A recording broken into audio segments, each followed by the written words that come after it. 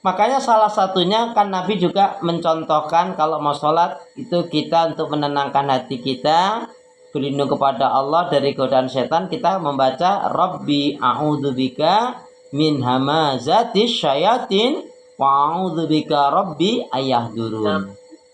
Ya, surat Al-Mu'minun ayat 97-98 tadi. Ya Allah, aku berlindung kepadamu dari keburukan kejahatannya syaitan dan berlindung dari penyerangannya syaitan. Satu. Yang kedua, kita itu ternyata nggak dibenarkan terlalu menyalah-nyalahkan diri.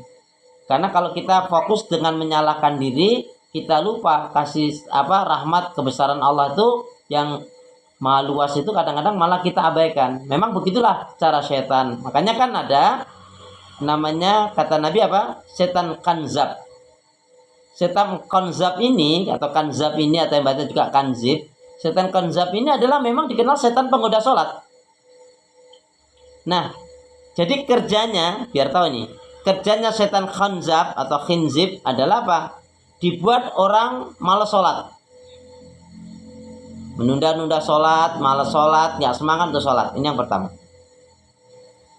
Yang kedua, dibuat sholatnya kacau. Kalau udah sholat, kacau. Kacau ini juga bisa bentuknya bacaannya kelira-keliru atau rokaatnya. Contohnya kelira-keliru atin, baca surat atin berakhir dengan surat al-asr. Ada loh itu. Wattini wa zaitun wa turi sinina wa hadzal baladil amin laqad khalaqnal insana fi ahsani taqwim tsumma radatnahu asfala safilin. Nah, sini mulai ilal ladzina amanu wa amilus solihati wa tawassaw bil haqq wa tawassaw bis sabr. Padahal dia baca surat atin. Ya. Tapi kalau kita terus tersadar, ya kalau kita tersadar boleh kita a'udzubillahi minasyaitonirrajim atau kita langsung ganti surat atau kita ya berganti surat atau langsung rusuk. Kalau kita pas sadar itu ya sebelum ruku kita ya kalau kita sadarnya belum ruku sebaiknya kita membaca surat yang lain atau ganti. Ya, misalnya Bismillahirrahmanirrahim qul huwallahu ahad atau kalau yang tadi kalau kita keingetan loh kok surat Al-Asr yang saya baca langsung boleh kita ilal ladzina amanu atau kita ulangi lagi ya watini wa zaitun. Boleh diulangi lagi atau kita ganti surat yang lain. Nah itu yang pertama. Yang kedua, ya mungkin kita juga harus jujur, mungkin ada kesalahan dosa yang kita lakukan sehingga kita nggak sadar ya tadi. Jadi setan khanzab satu membuat orang malas sholat, nunda-nunda sholat, ya.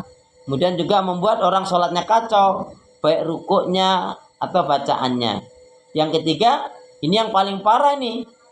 Setan khanzab membuat manusia agar manusia ini nggak mau sholat. Ya. Atau meninggalkan sholat, ada itu.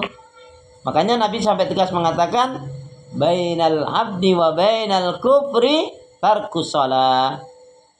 Batas yang membedakan, memisahkan keimanan dengan kafiran sholat. Nggak sholat kafir. Coba tentang sholat kita lihat dulu surat Maryam. Surat Maryam surat 19 ayat 59. A'udzu billahi minasyaitonir rajim. Fa khalafa min ba'dim khalfun a'dha'u shalah wa taba'u syahawat fa sawfa yalqauna ghayya. Silakan boleh dibacakan surat Maryam surat 19 ayat 59. Kemudian datanglah setelah mereka yang mengabaikan sholat dan mengikuti keinginan, maka mereka kelak akan tersesat. Ya, maka akan datanglah pengganti yang buruk, yang mengabaikan sholat, yang memperturutkan hawa nafsu yang rendah, maka mereka pasti akan menemui kesesatan. Ada yang mengatakan sahabat Ibnu Abbas menjelaskan ayat yang mulia ini luar biasa dengan mengatakan apa? Sungguh yang dimaksudkan dengan ayat yang mulia ini adalah barang siapa yang dengan sengaja dia suka menunda-nunda mengakhir-akhirkan sholatnya, maka sebenarnya dia telah berbuat maksiat dan dosa kepada Allah.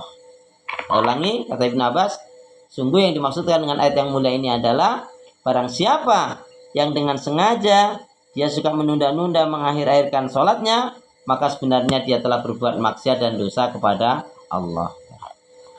Jadi yang terpenting begini Bu Alfi, yang penting kita fokus dengan sholat kita. Soal mungkin ada kekacauan, nggak khusyuk, nggak tadi. Yang penting tadi loh, iringilah ibadah kita dengan istighfar.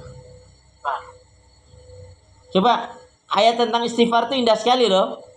Coba lihat surat surat Toha ayat 82. Masya Allah, itu indah sekali tentang Allah, kekuasaan Allah. Jadi kaitannya dengan istighfar itu.